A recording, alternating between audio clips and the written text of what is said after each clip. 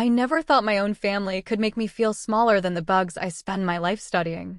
Yet here I am, jammed into my parents' cramped dining room, poking at cold, honey-glazed chicken while Sophia's voice just takes over. She's glowing.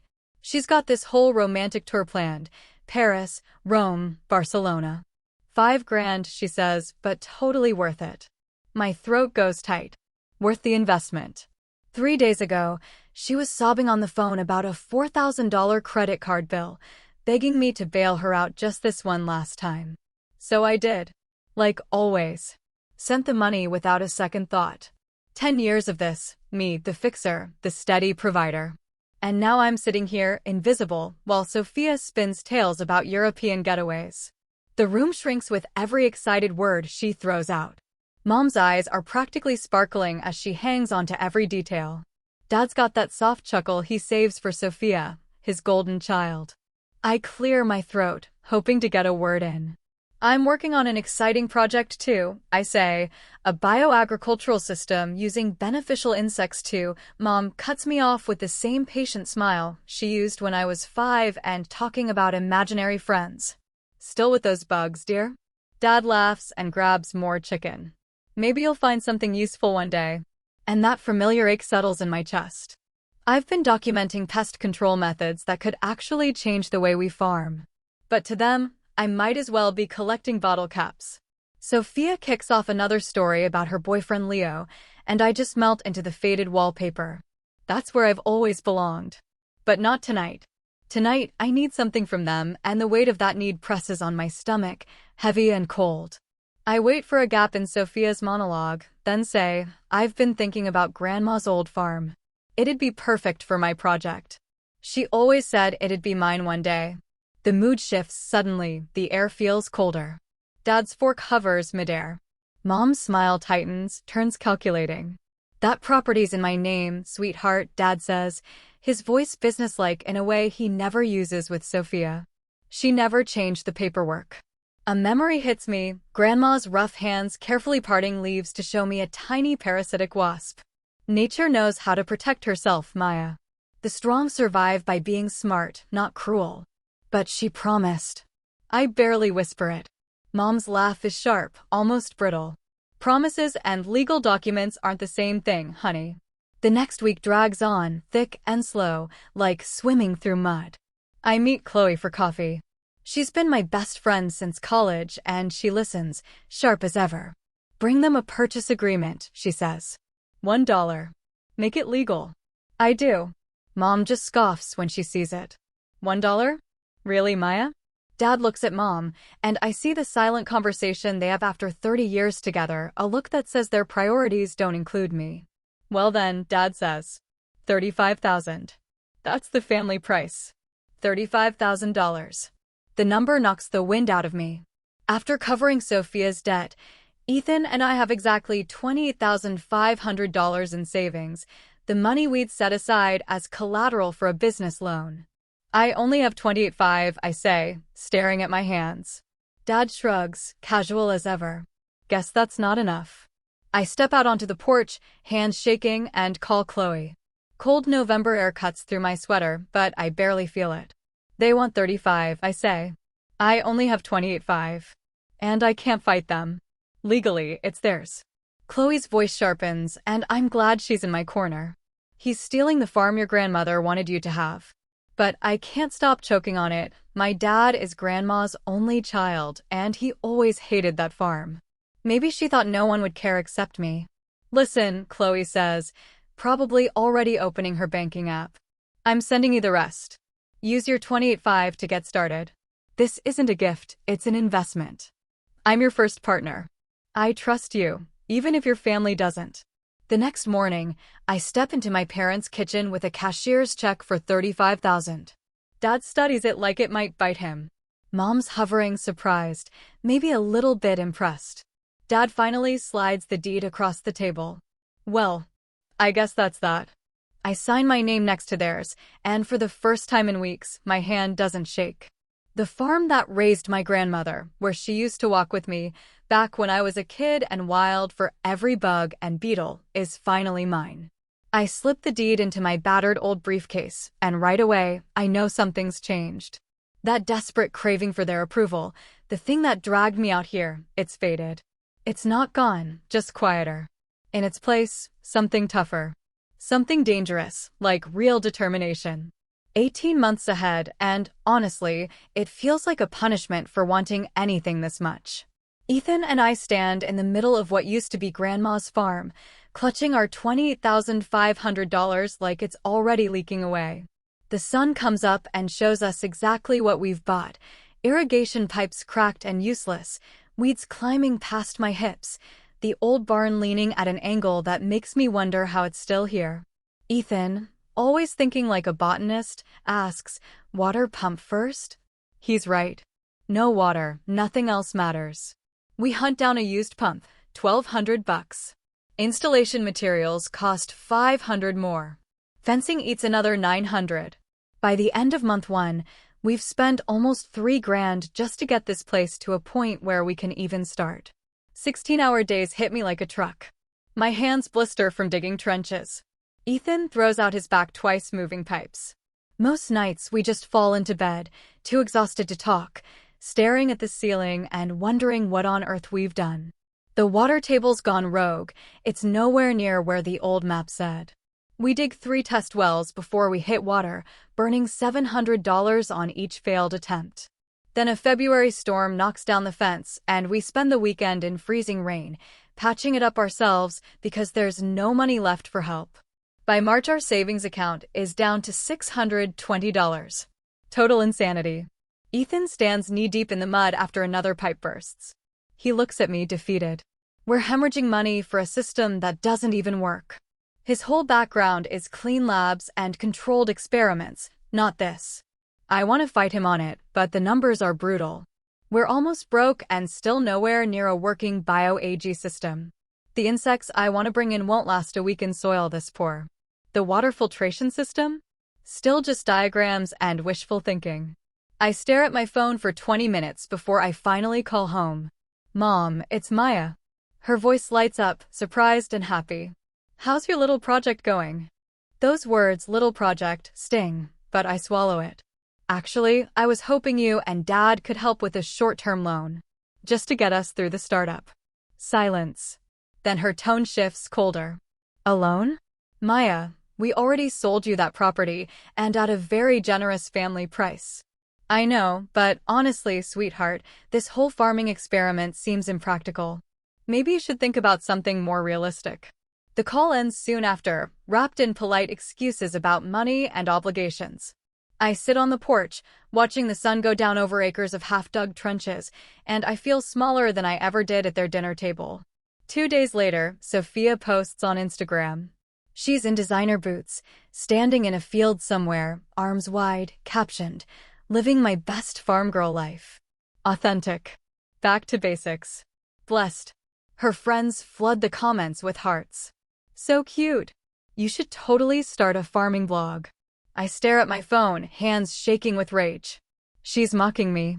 Ethan sees it, too. She's mocking us. Everything we're doing out here. But what are we supposed to do? We're in too deep to quit. The turnaround finally comes in May, when Chloe drives out to see what we've managed. I almost cancel. I'm embarrassed by how little we've got to show after months of work. The irrigation works, sort of. Soil's a little better, but nothing to brag about. Chloe stands by our test plots, where we're trying to build up bug populations. "This is incredible," she says. I laugh. "It's a mess. We're behind schedule and out of money." She crouches down, looks over my soil data, and I can see her brain working. She sees numbers in a way I never can. Chloe taps my charts and gives me this look. "Check out your pest numbers," she says. 60% drop in harmful bugs, and you didn't touch a single chemical. She flips to the next page. Water filtration? Off the charts. And this soil? 18 months, and it's already so much better. Honestly, I'd been too wrapped up in the stuff that wasn't working. I'd missed all this progress staring me in the face. "You're not failing," Chloe says, standing up and brushing dirt from her palms. "You're building something nobody else has even tried. You just need more money to do it right." I start to protest. We can't afford, but she cuts me off. I can. She's already pulling out her phone, jotting something down. This isn't charity, Maya. It's an investment. Real investment. I want a real stake, not just a beer lender. A week later, 25 grand lands in my account. Chloe's now a 20% partner in whatever we create here. For the first time in months, Ethan actually smiles when the alarm goes off. We rent the soil conditioning equipment we'd only dreamed about. We finally install the water filtration system I sketched on napkins but couldn't afford. The beneficial insect program gets real funding for once. Fast forward 3 months. The place finally looks alive. I'm standing with Ethan and Chloe in the middle of a working bioagricultural system. The air buzzes, literally, with healthy insect life. Our test crops stand in clean, green rows, guarded by nature's own pest control. Come here, I say, leading them to the edge of the property. An old oak shades the water filtration unit. And there, tucked on the far side of the trunk, is this massive, papery gray nest, almost the size of a basketball. Bald-faced hornets, I tell them, and I can't help but smile, even though most people would run the other way. They're super territorial, but they eat the bugs that would wipe out our crops. It's like having security guards that work for free. Chloe just stares. They just appeared? Nature fills the spaces that support it, Ethan says, his eyes lighting up like a kid at Christmas. Maya built an ecosystem that attracted exactly the right species. I watch the hornets coming and going, each one doing its job, totally focused, defending their patch of the world. It hits me, there's a kind of fierce purpose here. Real guardians. Nature's bouncers, and they know exactly what they're protecting. Then, one Tuesday morning, the patent approval letter shows up. Thick envelope, official seal. I read it 3 times before Ethan's whoop from the kitchen finally snaps me out of it. We did it.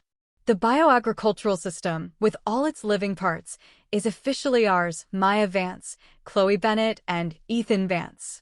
Joint patent holders. I call Chloe, and she actually squeals, nothing like the calm, collected finance brain I've come to rely on. We need to incorporate now, she says, all business again, but I can hear how pumped she is. I've got lawyers on standby. Within a week, Vance Bennett Agricultural Solutions is real, on paper and in the dirt. Chloe wrangles the legal stuff. Ethan and I document every method, every tweak. The farm hums. Bees dart around the pollinator strips. The hornet nest, which started out small last spring, now wraps 3 feet around the old oak. Nature's security system, I say, and Ethan laughs, but I mean it. I've watched these hornets patrol like they're on salary.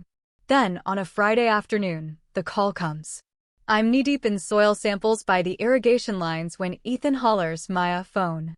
It's Dr. Isabel Chen from Terra Genesis, and her voice means business.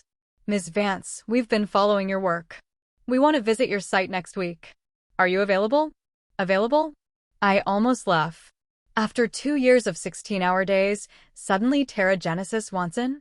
Absolutely, I say, trying to play it cool. They show up with a whole crew, Dr. Chen, 2 engineers, and a sharp-eyed woman who introduces herself as the Director of Strategic Partnerships. They walk every inch of the place, ask about every habitat, every row of data. The director keeps grilling us about scalability, how this whole thing might work somewhere else. Dr. Chen stands by the hornets, watches them sweep their territory. This integration is impressive. Natural pest control, 0 chemicals. It's brilliant. 3 days later, Chloe's law firm calls. There's an offer on the table. Terra Genesis wants to license our system nationwide. I keep staring at the offer, hands actually shaking. $3 million up front, plus royalties every time someone installs it. Chloe calls, practically breathless. Maya, we're millionaires. For real. I just sit there, letting it sink in. The local paper breaks the story first. Local entomologist strikes gold with bug-based farming. That headline looks surreal on our kitchen table. Trade magazines pick it up next. By Thursday, a reporter from the state paper drives out to meet us. Ethan can't stop grinning for the photos. I'm half convinced his face will freeze that way. That evening, while Ethan and I sit on the porch, still spinning from the week, Mom calls. Her voice is bright, too bright. Animated in a way I can't remember hearing, at least not for me.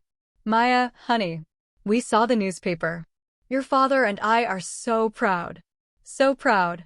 She says it twice, like she's been practicing in the mirror, waiting for this moment. That's my daughter, the famous scientist. Mrs. Henderson next door couldn't believe it. Our little Maya, a millionaire. She repeats it, and something about the phrase sits wrong, heavy in my chest. Where was this pride when I actually needed it? When I begged to take over Grandma's farm, when I needed someone to believe in what I was building. Thank you, Mom. Even I can hear how flat I sound. We should celebrate. Family dinner Sunday. I'll make your favorite pot roast. It's not my favorite, it's Sophia's. But I let it go. That sounds nice, I say. After I hang up, Ethan studies me in the warm light. You don't look happy. They want to celebrate now, I tell him. Where were they when we lived on ramen for 6 months?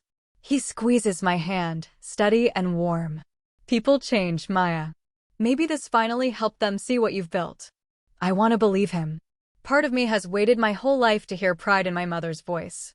But another part, maybe the scientist in me can't ignore the pattern.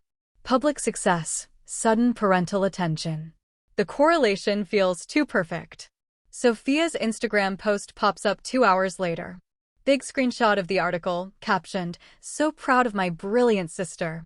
Family first. Success. Sister love." Her friends go wild in the comments, heart emojis, confetti, all that. Some of these people have heard her mock my bug hobby at Thanksgiving. The whiplash gives me a headache. Sunday dinner feels staged. Mom sets the table with her best china, the stuff she only brings out for Christmas. Dad peppers me with questions about markets and profits, like he's just found oil in the backyard. Sophia leans in, laser-focused on anything I say about Genesis. Her eyes are sharp, almost hungry. $3 million, Dad repeats, whistling. Plus royalties. That's real money, Maya. Like everything before was Monopoly cash. The partnership ceremony's next week. Ethan explains how Genesis wants media coverage, a big innovation showcase. Mom claps like a child. My daughter on TV. Sophia leans forward, her smile suddenly colder. You'll have to be careful now, Maya. Success draws jealousy. People want to tear down what you've built. She says it like she cares, but there's something else in her voice that makes my skin prickle. After dinner, while Ethan's helping Dad with coffee, Sophia corners me in the kitchen. She drops her voice to that secretive whisper she's used since we were kids. You know, Leo's been asking about your farm setup. Suddenly he's into sustainable agriculture. She laughs, but there's nothing warm in it. All those years mocking your bug obsession, and now he wants to know everything about insects. That's great, I say, but inside, I'm on alert. He even bought some AG magazines. And fertilizer. Wants to start composting. Her eyes are shining with something I can't quite name. Isn't that sweet? My boyfriend, the environmentalist. Driving home, Ethan talks about Dad's questions and Mom's pride, but all I can hear is Sophia's voice looping in my head. Success makes people jealous. Makes them want to tear things down. Monday morning, Ms. Iris calls. She's our new farm manager, a no-nonsense woman in her 50s, keeps the place running while Ethan and I travel for meetings. Her voice is steady as ever. Morning, Maya. Water quality is perfect. The beneficial insects are thriving. Everything's running just as you designed. Thank you, Ms. Iris. We couldn't do this without you. She just laughs. My pleasure. This system you've built, it's revolutionary. Nature looks out for herself, even as she feeds us. I can almost hear Grandma's voice, she'd be thrilled. Her words wrap around me, warm and familiar, the way only hers could. Funny, isn't it? Someone I've known just a month gets what this farm means to me more than the family I've had my whole life. Tuesday evening. Mom calls again. She keeps it light, but I can tell she's fishing. Sophia wondered if you and Ethan might come for dinner Saturday. Nothing fancy, just family. She's so interested in your work now. I can hear the angle. She wants something. Sorry, Mom. Ethan and I have this meeting at Chloe's office Saturday afternoon. We have to lock in the partnership details before the ceremony. Oh. She pauses. Well, when will you be back? Not until late, probably. Chloe's place is close, but these meetings drag. Of course, dear. Business first. Maybe after dinner? Somewhere nice? A five-star restaurant?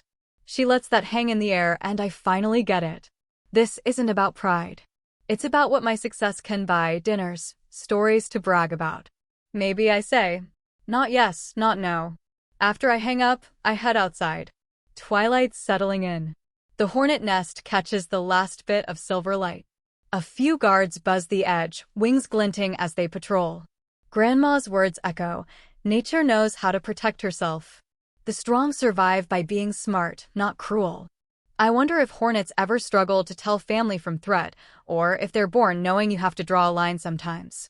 That thought follows me into sleep, along with the memory of Sophia's glittering eyes and her casual mention of Leo's new obsession with fertilizer. While Ethan and I are at Chloe's, signing partnership contracts for Terra Genesis Corp., Ms. Iris covers the Saturday shift alone. She doesn't know anything about my family's mess. She sees Sophia's bright smile and hears her talk about wanting to inspire young people to get into farming, and her heart just opens up. Of course, honey, Ms. Iris says, wiping flour off her apron. Your sister's built something special here. I'd love to give you the full tour. Sophia slips right into the role, the proud, doting sister, beaming over my achievements. She peppers Ms. Iris with questions about the water filtration system, keeping her occupied at the front while Leo and his friends drift off toward the back, quiet as ghosts. This is fascinating, Sophia gushes, pointing at the control panel. How does the mineral balance work? What about the changes in water quality with the seasons? Ms. Iris lights up, launching into an explanation that could take ages. She's passionate and grateful to have a real listener, but Sophia keeps glancing over her shoulder, tracking Leo's movements. Back behind the barn, Leo grins at his buddies. Let's mess this place up, he says, voice sharp with the thrill of someone who's never built a thing in his life. They pull out chemical bottles, motor oil, harsh fertilizers, anything toxic enough to ruin what we've spent 2 years nurturing. Trent, one of Leo's friends, spots a tree on the edge of the property. Looks ordinary enough. He snickers, unzips his pants. I'll water this one first, he says, swaggering. But he's not done. He pulls a little hatchet from his bag, the kind wannabe tough guys buy for weekend camping trips. He swings it at the trunk, just for fun. What Trent doesn't know, can't see from where he stands, is that on the other side of that tree, hidden from view, hangs the massive gray nest of our bald-faced hornets. The hatchet thuds into wood, the whole trunk shudders, and all at once, the air explodes. Get them off me! Trent's scream rips through the quiet, high and wild. A black cloud of furious hornets pours out, and Trent's running, stumbling, flailing as he tries to swat away insects that don't care how sorry he is.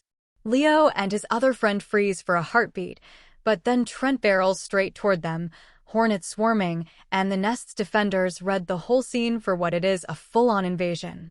The hornets go nuts.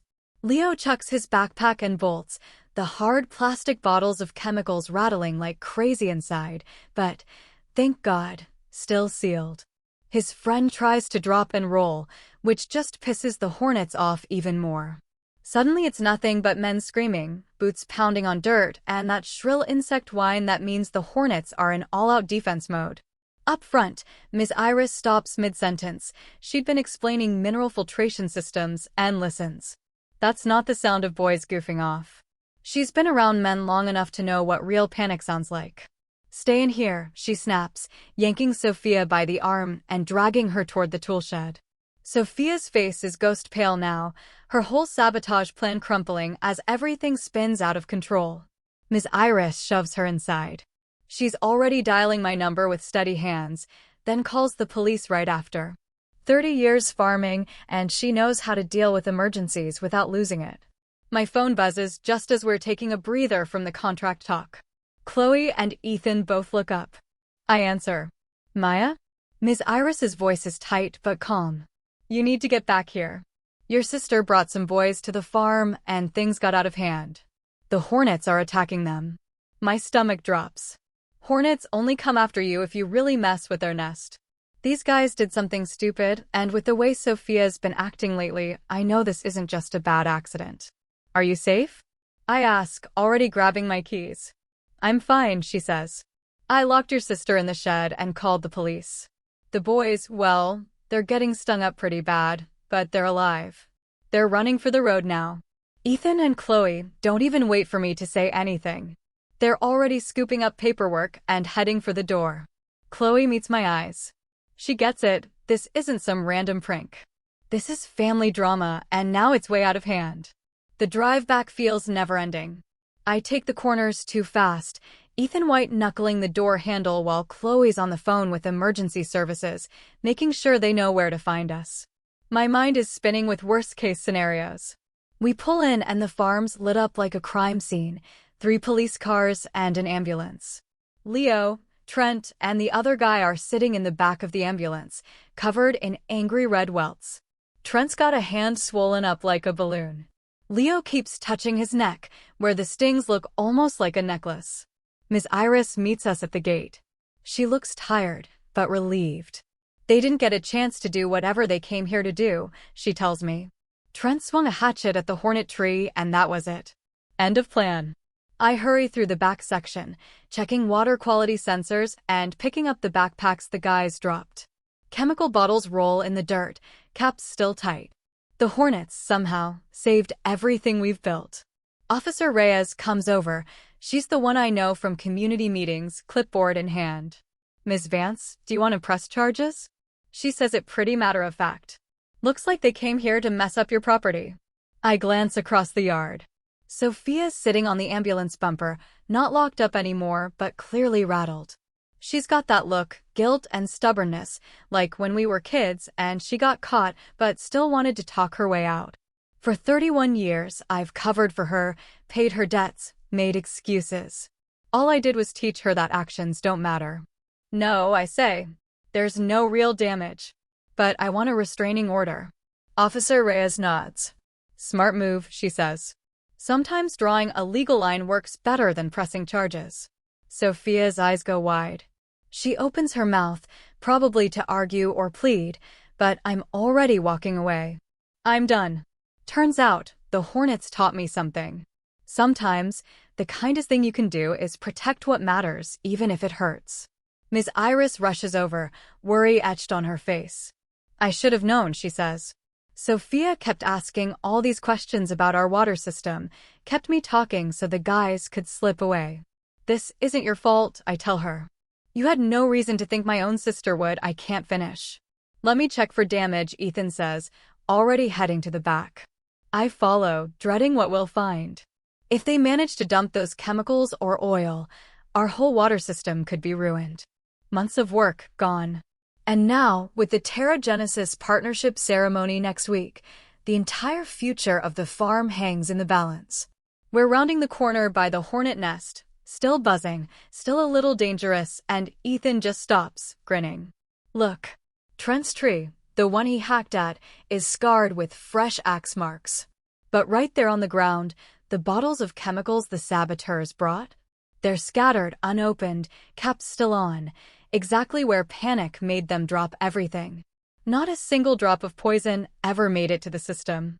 The Hornets stopped them cold. I whisper it, barely believing it myself. The nest dangles on the far side of the tree, untouched, glowing gray in the late sun. A few hornets circle lazily, ignoring us. They know we're not the threat. Your grandmother was right, Ethan says, voice low. Nature knows how to protect herself. He means it, and I feel it too. Back at the parking lot, the ambulance is already gone, taking the freshly stung saboteurs with it. Sergeant Reyes presses a business card into my palm, info for filing a restraining order, just in case. Through the shed window, I spot Sophia on her usual bucket, phone clamped to her ear. She's calling Mom or Dad, probably both. I don't even care. Their disappointment feels like it belongs to someone else. 3 days later, I'm standing in the courthouse, holding a signed restraining order. Sophia has to stay 500 feet away from me, Ethan, and the farm for the next 2 years. The judge, a no-nonsense woman with sharp eyes, glanced at the police report and shook her head. Family fights are never easy, she told me, but your sister crossed every line. She slid the paper across the desk. You're making the right call. A week goes by, and the Terra Genesis Corp partnership ceremony goes smoother than I ever hoped. The execs are even more excited after hearing how the Hornets defended the place. They keep repeating it. Revolutionary. Nature as its own security system. I nod and accept their handshakes, but inside, I'm somewhere else. For the first time, I protected something that really mattered to me. I drew a line and didn't back down. Even when it hurt. Even when it meant choosing my own peace over family. 6 months later, my life feels like a stranger's. The kitchen window that used to frame my grandma's overgrown fields now shows rolling green, dotted with crisp white research tents. Ethan and I barely sit still, consultants now, flying from Ohio to Oregon, helping other farmers build what we built. Millionaires, Chloe said last week, waving our newest financials with a smile bright enough to light the barn. Officially, legally, millionaires. The word still feels weird in my mouth. Growing up, $1 million was as far away as the moon. Now, our system's running in a dozen states, with more proposals than Iris can file. This morning, Ethan and I sit on our rebuilt porch, coffee in hand, watching the sun spill gold across the fields. The Hornets are back too, nest rebuilt in the same old oak, higher this time, tougher, like they learned something. Nature adapts, I say, and the coffee tastes better than any fancy dinner ever could. Ethan's hand finds mine, rough and warm from years of real work. We just got back from Kansas, where our bugs cut pesticide use by 80% in 4 months. The farmers' kids run through the fields, no chemical stink, no worries. The phone rings inside the house. Ethan squeezes my hand and goes to answer it, probably another farm needing help. I watch him go, and for the first time, I know exactly what matters. Teaming up with Terra Genesis cracked open a whole new world for me. Suddenly, I'm getting calls from AG schools that want me to guest lecture. Environmental groups want our stamp of approval. Even foreign governments are reaching out, asking about licensing what we've built. Wild stuff. But then there's a voice floating in from the open window that makes my stomach drop. Maya, honey, we're so proud of you. We haven't had a family gathering in ages. Ethan's standing in the doorway, holding out his phone, face unreadable. Mom's voice keeps rolling out, sweet enough to rot your teeth. Why don't you come for dinner this weekend? I'll buy lobster. That's your favorite, right? I take the phone, hands steady. These are the words I waited 31 years to hear. The invite. The pride. The easy assumption that lobster is still my favorite, like she's been keeping track all this time, not just tuning me out. Out the window, I spot a hornet nest swinging gently in the breeze. The hornets inside look perfectly content in the home they built for themselves, no permission needed. No, Mom, I say quietly. I'm busy. The silence on the line stretches out, tight and tense. I can hear Dad's TV blaring in the background and Sophia crying about something. Same old drama, same old mess, always someone else expected to fix it. Busy? Mom's tone sharpens, all the syrup gone. But we're family, Maya. This matters. I know, I say, I still on the hornet nest. But I'm busy. She sputters, caught off guard. Maybe it's the first time I've told her no in 30 years. Ethan's right behind me, solid, steady. The family I picked, not the one that forgot I was there. We'll call you later then, Mom snaps, her voice edged with warning. More guilt trips on the way, I guess. You can try, I say, and hang up. The quiet after isn't empty. It's alive with chirping insects, leaves shifting in the wind, the distant hum of tractors tending crops that won't poison the ground. Ethan sits beside me, not asking for explanations. He gets it sometimes, just being there is enough.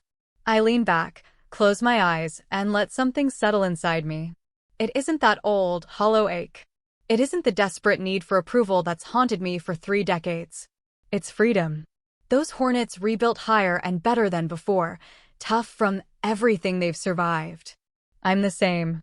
When I open my eyes, the sun is up over our fields, shining on a world that protects itself by staying in balance, not by fighting. The scientist who once chased her family's love?